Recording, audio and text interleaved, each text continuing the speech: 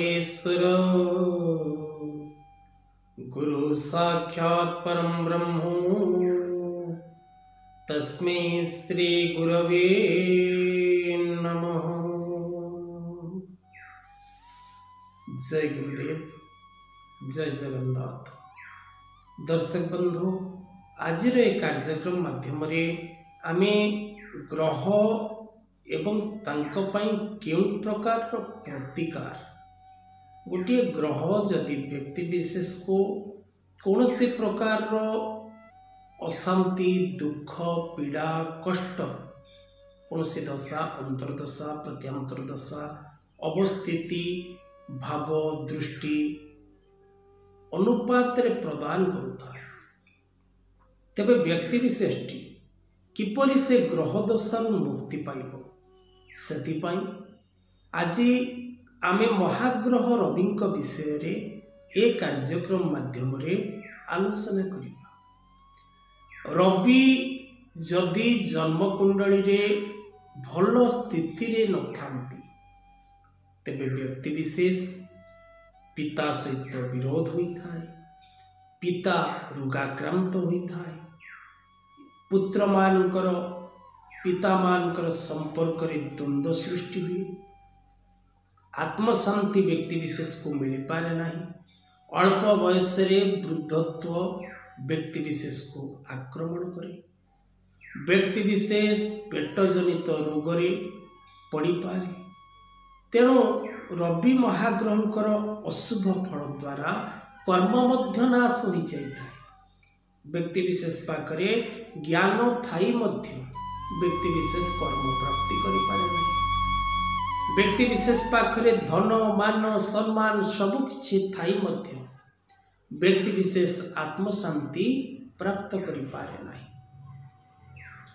तेणु कौन करिबे? रवि महाग्रह जदि आपणकर जन्मकुंडली रे कौनसी प्रकार खराब फल प्रदान करुचंती, तेणु क्यों प्रकार उपाय करिबा द्वारा रवि महाग्रह को शांत करा जाई परिबो, रवि महाग्रह को शुभ आशीर्वाद आपण को उपरे पड़ी परिबो।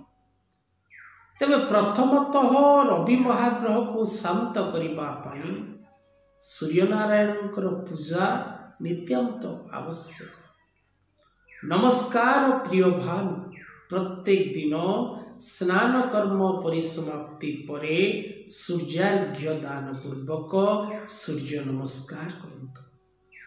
ओम दिवाकराय विद्महे प्रभाकराय धीमहि तन्म सूर्यो प्रचोदयात् बा ओम ह्रां ह्रीं ह्रौं सह मार्तंड भैरव घृणी सूर्य नारायणाय नमः पाठ करने को चेष्टा करंतु। हरिवंश पुराण पठन एवं श्रवण ये दुईटी द्वारा मध्य सूर्य महाप्रभुंकर बा सूर्य महाग्रहंकर आशीर्वाद प्राप्त होता है। रामचरित मानस पठन बा श्रवण, विष्णु सहस्र गोपाल सहस्र नाम पठन एवं श्रवण, आदित्य हृदय स्तोत्र पाठ करिबा सर्वोत्तम अटे। जदि आपण सूर्य महाग्रहंकर कौन सी प्रकार ग्रहदंड भोग करुचंती, तेबे आपण आदित्य हृदय स्तोत्र जहाँकि सूर्यंकर अति प्रिय स्तोत्र ताकू जदि आपण पाठ करिबे, तेबे आपण को सूर्य महाग्रहंकर शुभ फल प्राप्त हो। सूर्य गायत्री जप करिबा, पूर्व को मुख करी रविवार दिन सूर्यंकर पूजा करिबा, प्रत्येक संक्रांति दिन सूर्यंक निमंते सूर्य राशि परिवर्तन प्रत्येक संक्रांति रे करंती, तेणु प्रत्येक संक्रांति रे सूर्यंकर पूजा करिबा एवं कुमार्चन कर्म करिबा। यह करिबा द्वारा आपण को सूर्य महाग्रहंकर शुभ आशीर्वाद मिलता है एवं सूर्यंकर शुभ फल प्राप्त करिबा निमंते आपण जदि कौनसी संक्रांति दिन बा शुभ मुहूर्त देखि बिल्व गछर खंडे चेर मंत्रण करी आनी निज शरीर रे धारण करती, तेबे मध्य सूर्यंकर शुभ आशीर्वाद आपणक उपरे रुहे।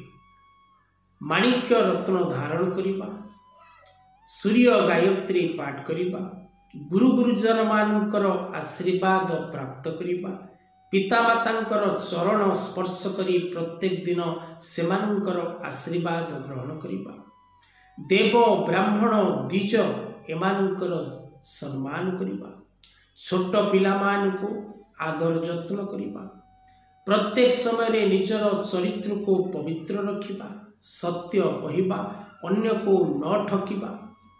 एही भली भावरे जदि आपण निजर चरित्र को संशोधन करती एवं ता सहित देव कर्म करती तेबे सूर्य महाप्रभुंकर शुभ आशीर्वाद आपण को ऊपरे रही। तेबे दर्शक बंधु जदि अधिक किछि जानिबा को चाहुथांती तेबे तळे दिया जाइथिबा नंबर माध्यम रे जोगाजोग करंतु। आजिर कथा वस्तु को एठी रखिबा। जय जगन्नाथ।